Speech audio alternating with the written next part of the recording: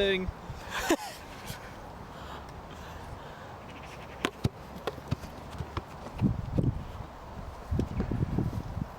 Nothing. Cold drink. Iced ones.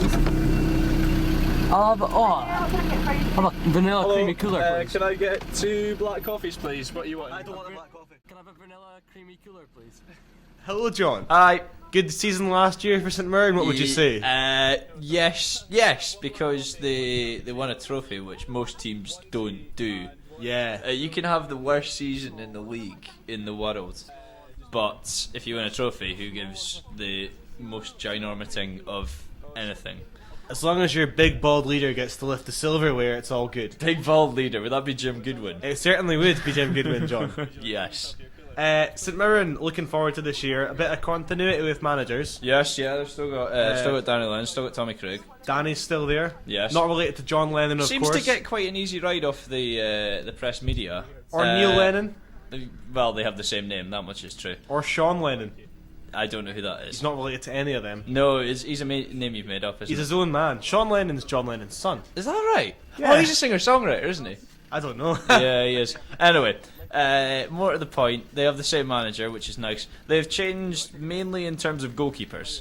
Out with the old and in with the new. They've got rid of Craig Sampson, their ginger first number 1 man, and Grant Adam, their second number 2 man. Brother of Charlie. Yes, the brother of Charlie, who was once involved in an incident in Glasgow City Centre outside the Corinthian club, which we won't talk about. They brought in 2 new keepers. David Cornell, who's a Welsh youth international from Swansea City, A youth. and Christopher Dilo from Blackburn Rovers, who's a Frenchman. Dilo, not Dilo, just to be clear. Dilo. Yeah. Gary Harkins. Gary Harkins. That's a big signing. Oh, yeah. By any measure of any imagination, What a Gary big guy. Harkins. Well, I mean, obviously he's got his limitations. He's quite slow, and he's How dare you? well, he is quite slow. But Yeah, he's he's cool. quite slow. He's cool to watch, though. He's a fun player. He's one of those fun footballers. Yeah. He's good. Well, the thing is, it'll be interesting to see how they fit him in with McGowan in the centre midfield. Now, They've that's got- a player, a very talented young man. Definitely, yeah. Well, him signing a new contract for one of your seasons, one of your human seasons, is a big deal for them, because they were worried that he was gonna be off skate at the end of the last season. But there you go. Yeah, I mean, there we go. So, they start off against Cali Thistle. Mm-hmm. Jim Goodwin's still around. Yes. And nothing else seems to have happened. No, they've had a very quiet summer. Well, they might get the Newcastle loanees back. Maybe they've signed new deals at Newcastle, so you never know. Yeah. But they did rely a lot on loanee players last season. Connor Newton. Goncalves. Connor Newton. Yeah, my Snapchat friend Connor Newton, and Ishmael Goncalves, who they probably won't see again this season. But you wonder what would be an acceptable season for them. Well, I think survival, probably. Yeah, but I don't know. Maybe they might want to dream more. Maybe they want Stop to win putting another them in cup. boxes. And actually, we bumped into a St Mirren former player earlier on today, didn't we, John? Not just a former player. We bumped into someone who was very high up in the echelons of St Mirren Football Club. Thank you very much. Very nice to do the catering up there. Oh, really? Lovely. Thanks to our new favourite Costa employee. And now, ladies and gentlemen, boys and girls, prepare to be educated in the Paisley way. I present to you John Callan and 97 seconds on St Mirren. Holding the equally widely used monikers of the Buddies, the Saints, and the football team of human beings who play in football in black and white striped football jerseys, St Mirren are Paisley's biggest and most famous sports club. After growing tired of the insalubrious surroundings in 2009, they moved from a crumbly old St Mirren Park to a shiny new St Mirren Park, where a lack of atmosphere is more than compensated for, with ample legroom and a train station within cartwheeling distance.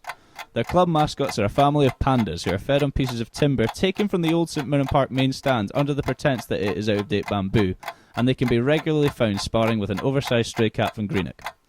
The Pandas' footballing colleagues broke new ground last season by winning the Scottish Communities League Cup for the first time in their history, crushing Hearts 3-2 in a glorious Hampden final, with goals from potent Portuguese Ishmael Goncalves, Ginger Geordie Connor Newton, and singer-songwriter Stephen Thompson. Their league season was rather less spectacular, mind, finishing comfortably in 11th, 11 points clear of the Dundee drop zone, but winning only once since their cup final triumph. Despite this, and the likely absence of impressive loanees from last term, there are loads of reason to be positive this time around. Loads and loads. Well, 3. 1. Managerial continuity through Danny Lennon and Tommy Craig. A reasonable trump card to have two canny operators in situ within a league of boss-based turmoil. 2. With the retention of Paul McGowan and the signing of reformed Greenocker Gary Harkins, they have 2 of the most talented, not to mention entertaining attacking midfielders in the league.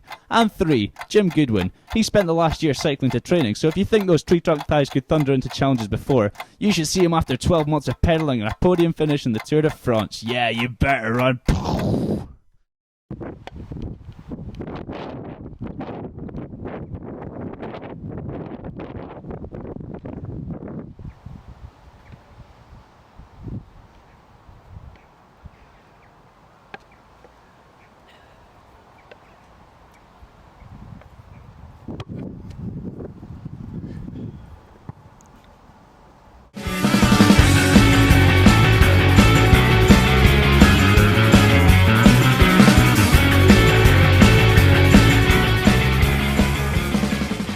Enough of Paisley, let's go and make this short hop over to Kilmarnock Football Club.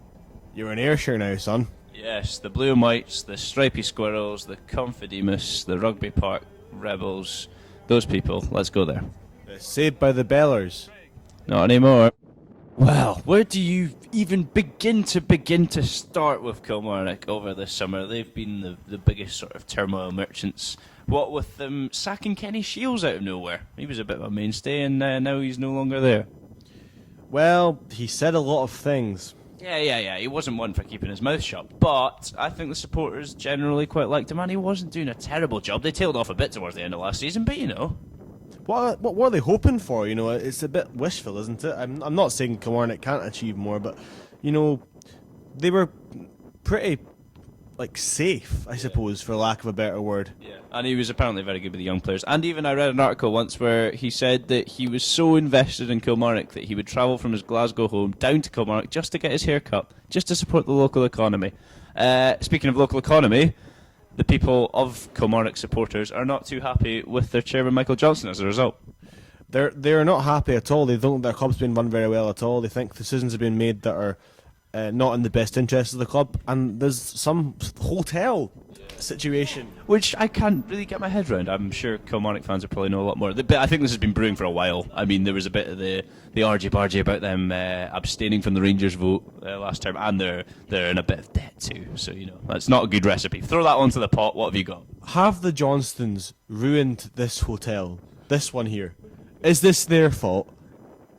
We're not sure. Does this regeneration need to happen without them? Quite possibly. Can we turn this hotel into something resembling a mediocre Premier Inn or a travel tavern? Quite. In other Johnson news, Alan Johnson, former Kilmarnock midfielder, has been appointed at the helm, having steered Queen of the South to a double last season. Can he do any kind of improvement on Shields' side? I think so. I think, well, obviously he's got big shoes to fill, but he's got big feet.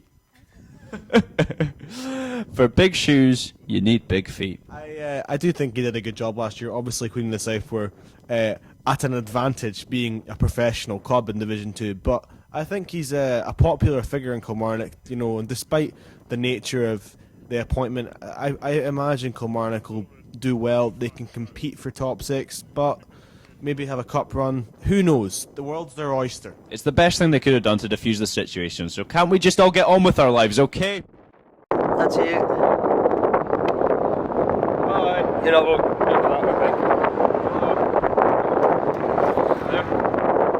Yeah, that'll do.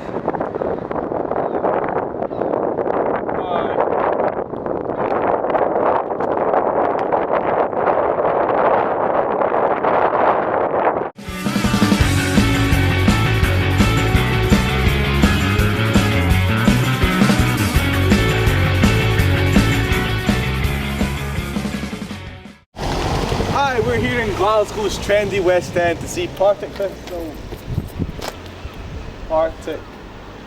Newly promoted Partick Thistle. We need to stop doing this. This is getting ridiculous. Where are we? What?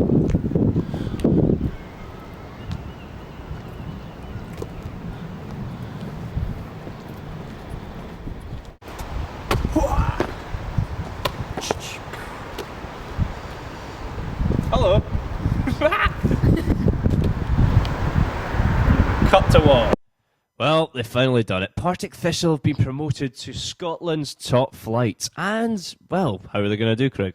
Well, for a start, it's the SPFL, not the SPL, for God's sake. Yeah, I know. Who's educating these children who are graffitiing our walls? Win it for the kids? Well, yeah, we'll win it for you when you get your spelling right. Anyway, more to the point, speaking of kids, Partick Thistle have got quite a lot of them in their team. You know, the guys like your Conrad Ballatonis, your Aaron Sinclairs, your Stuart Bannigans, and your Aaron Muirheads. How will they fare in the top flight? I think kids are great, man. Me too, Craig, in a wholly appropriate way. They seem to have quite a sort of progressive team. Alan Archibald actually did better for him in the tail end of last season than Jackie McNamara did, so they're an upward parabola. I mean, you got to start somewhere. Everyone's got to start somewhere. You can't be born old. We actually used parabola in all the other team preview, but Partick Thistle was the only one we left in because we thought their supporters would get the reference. I think Partick Thistle's promotion last year was really the epitome of youth triumphing over, you know, age and experience.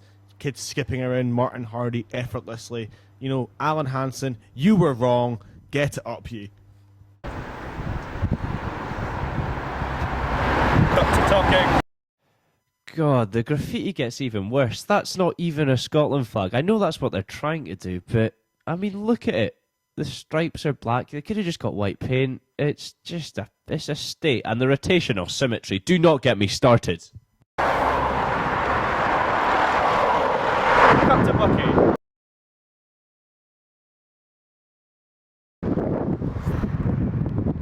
Cut to dog on the beach. Cock awful. And finally, you may have noticed that we'd recruited an additional, rather quiet member to our team over the course of this episode. Don't worry, we've ensured she won't be back for episode 3. We hope you will. Bye for now.